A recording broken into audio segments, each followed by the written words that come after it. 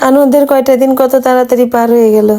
এখন যে যার শ্বশুর বাড়িতে ফেরার পালা। আমার ছোট দুই বোন তো গতকালকে চলে গেছে তাদের শ্বশুর বাড়িতে। আমরা চারজন আছি এখন বাবার বাড়িতে, এক এক করে সবাই চলে যাব। আমিও আজকে চলে যাব আমার বাসায়। উঠছি আজকে সকালবেলা ঘুম থেকে। এদিকে আমার ছোট দুইটা বোনের আবার জ্বর আসছে, এই যে কয়দিন ঠান্ডার ভিতরে অনেক রাত পর্যন্ত কাজ করছে, তো যার কারণে ওদের ঠান্ডা লাগছে, অনেক জ্বরও আসছে। আমি আজকে ভাবলাম ওরা ঘুমাই আছে, ভোরবেলা উঠে সকালে রান্নাটা করে ফেলি। তো আমি রান্না করে এসে সবজি কেটে রান্নাটা বসাইছি, এর মধ্যে দেখি এই যে আমার পিসিমা। তার কথা আর কি বলবো, দেখেন আপনারা তার অবস্থা। এত শীতে ভোরবেলা তার গায়ে একটা শীতের পোশাক নেই আর পায়েও স্যান্ডেল নেই, সেইগুলো পরে না। তার নাকি শীত লাগে না। কেমন লাগে দেখেন, সে মনে হয় আমাদের থেকেও বেশি শক্তিশালী। 80 বছর বয়স তার। সকালবেলা তখন 9টা বাজে, আমার পায়ে কিন্তু স্যান্ডেল। আমি কিন্তু ঠান্ডায় ফ্লোরে পা রাখতে পারতেছিলাম না। ওইদিকে দেখেন আমার পিসিমার পায়েও স্যান্ডেল নেই, গায়েও শীতের পোশাক নেই। আমি কিন্তু মোটা একটা চাদর গায়ে দিয়ে রান্নাঘরে বসছি। আমি তাকে এতবার বলতেছি, পিসিমা ঠান্ডা লাগতেছে না? বলে না, আমার অত ঠান্ডা নেই। এই কয়দিন আমরা যে এত রাত পর্যন্ত কাজ করছি, সেও আমাদের সাথে সাথে এত রাত পর্যন্ত কাজ করছে, তার কোনো ক্লান্তি নেই। বয়স তার 80 বছর, আমাদের থেকে বেশি শক্তিশালী। তাকে দেখে আমি শুধু অবাক হই। আর এদিকে এই যে আমার সেজো বোন, তারও ঠান্ডা লাগছে। তো সকালবেলা রুটি ভাজি করে বোনদের জন্য চা করে নিয়ে আসলাম। বেচারা খুব খুশি, সকালবেলা ঘুমাইছিল, তাকে ডেকে তুলে আমি যে তার হাতের উপরে চাটা দিলাম, পেয়ে খুব খুশি। আমাকে বলতেছিল, বড়দি তুমি যাইও না, আরো কয়টা দিন থাকো, যে কয়দিন আমি বাবার বাড়িতে থাকবো প্রত্যেক দিন সকালবেলা আমি ঘুমাই থাকবো, তুমি উঠে সকালের নাস্তাটা তৈরি করে আমার হাতে এইভাবে চা দিবা, আমি অনেক খুশি হয়ে যাব। যাই হোক, তারপর ওনাকে তো চা দিলাম। এরপরে সব বোনেরা মিলে বসলাম একসাথে সকালের খাবার খেতে। তখন কিন্তু বেলা 1টা বাজে। আমরা ঘুম থেকে উঠছি অনেক বেলা করে, কারণ ওই যে 2-3 দিন অনুষ্ঠানে অনেক কাজ ছিল, সবাই ক্লান্ত, অনেক বেলা করে ঘুম থেকে উঠছি। তারপর 4 বোন, মা বাবা সবাই মিলে একসাথে সকালের খাওয়া শেষ করলাম। এরপরে আমরা লেগে পড়লাম যে যার কাজে।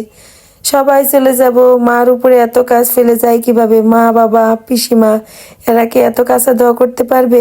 একটা অনুষ্ঠান আসার আগে যেমন ধোয়া কাচা করতে হয়, আবার অনুষ্ঠান চলে যাবার পরে কিন্তু অনেক কাজ থাকে। আমি সমস্ত জামা কাপড়গুলো কেচে দিলাম। এদিকে আমার মেজো বোন সম্পূর্ণ বাড়িঘর পরিষ্কার করে ফেললো সে। এদিকে আমার বাবাও কিন্তু বসে নাই, সেও বসেছিল কতক্ষণে আমার সমস্ত জামা কাপড়গুলো কাচা হবে। আমি জামা কাপড়গুলো সব কেচে দিলাম, তারপরে বাবা ওই যে উপরে, তারপরে বাসার নিচ দিয়ে সমস্ত জামা কাপড়গুলো, রোদ তো উঠে নাই, তারপরও বাবা উপর দিয়ে নিচ দিয়ে সব ভিজা জামা কাপড়গুলো মেলে দিল। আর এদিকে আমার মেজো বোন পুরো বাড়িটারে একদম চকচকা চকচকা করে ফেলছে। ওইদিকে সেজো বোন দুপুরে রান্না বাড়া শেষ করছে। আর এই যে আমার একদম ছোট বোনটা, সে তার শাশুড়ির সাথে সন্ধ্যাবেলা শ্বশুর বাড়ি চলে গেল। মানে এক একজন এক এক কাছে ছিলাম দায়িত্বে। তারপরে তো মার তো মন ভালো নাই, এক এক করে সব মেয়েরা চলে যাচ্ছে।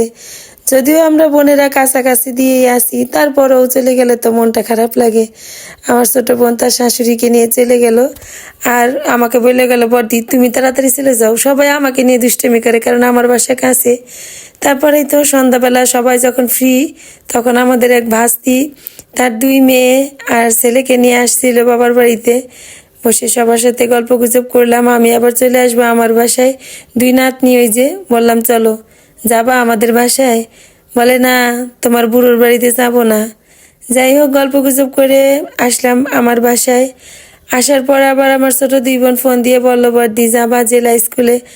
আমাদের ফরিদপুর জেলা স্কুলে তো অনেক বড় অনুষ্ঠান হচ্ছে কয়েকদিন যাবত, তা তো আপনারা অনেকেই জানেন।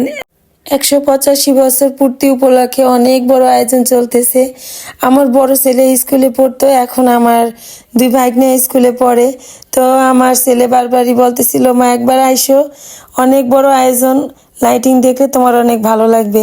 তো আমার বোনের 2 ছেলেও আমার বোনকে অস্থির করে ফেলতেছিল, একবার আসো মা আমাদের স্কুলে। তো ভাবলাম যাই একটু দেখে আসি। আমার বড় ছেলে স্কুলে পড়ছে, কত কষ্ট হয়েছে একটা বছর, কত দিন রাত এক করে ছেলের পিছনে খাটছি। স্বপ্ন ছিল ছেলে আমার এই স্কুলে অ্যাডমিশন টেস্ট দিয়ে চান্স পাবে। তো ঈশ্বরের অশেষ কৃপায় একটা বছর ছেলেকেও যেমন কষ্ট দিছি, আমি নিজেও তেমন কষ্ট করার পরে ঈশ্বর মুখ তুলে তাকায় আমার ছেলে অ্যাডমিশনের চান্স পেয়ে স্কুলে ভর্তি হয়। আর 2021 সালে সে এসএসসি পাশ করে এখান থেকে বের হয়ে আসে। আমার খুব ইচ্ছা ছিল যে আমার ছোট ছেলেটাকে ওই স্কুলে পড়াবো, কিন্তু আসলে এরপরে হচ্ছে লটারির ব্যবস্থা হয়। দুইবার আমি ওর জন্য ফর্ম কিনে জমা দিই, কিন্তু আসলে লটারি ভাগ্য আমাদের একদমই ভালো না। আমার ছোট ছেলেটা লটারিতে চান্স পায় না, কিন্তু আমার দুই ভাগ্নে ওরা আবার দুইজনে লটারিতে চান্স পাইছে। তো ছেলেদের স্কুলে এসে অনেক ভালো লাগলো। আমরা তিন বোনে কিছু সময় ছিলাম, আমাদের সাথে আমার মেজো বোনের বড় ছিল। প্রচণ্ড ঠান্ডা ছিল গতকালকে, প্রচণ্ড শীত, হাত পা যেন তিন বোনের বরফ হয়ে আসতেছিল। বেশি সময় থাকি নাই, কিছু ছবি তুললাম, একটু ঘুরে দেখলাম, তারপর স্কুল থেকে বের হয়ে আসলাম। কত পুরনো স্মৃতি মনে পড়ে যাচ্ছিল। কত একটা সময় ছিল এই শীতের ভিতরে ছেলে ক্লাস করতো আর আমি পুকুর পাড়ে ঘন্টার পর ঘন্টা ওর জন্য দাঁড়ায় থাকতাম। যখন প্রথম স্কুলে ভর্তি হইলো, ও ভয় পাইতো, একা থাকতে চাইতো না। তারপর এই তো বেশ ভালোই লাগলো স্কুলে ঘুরে।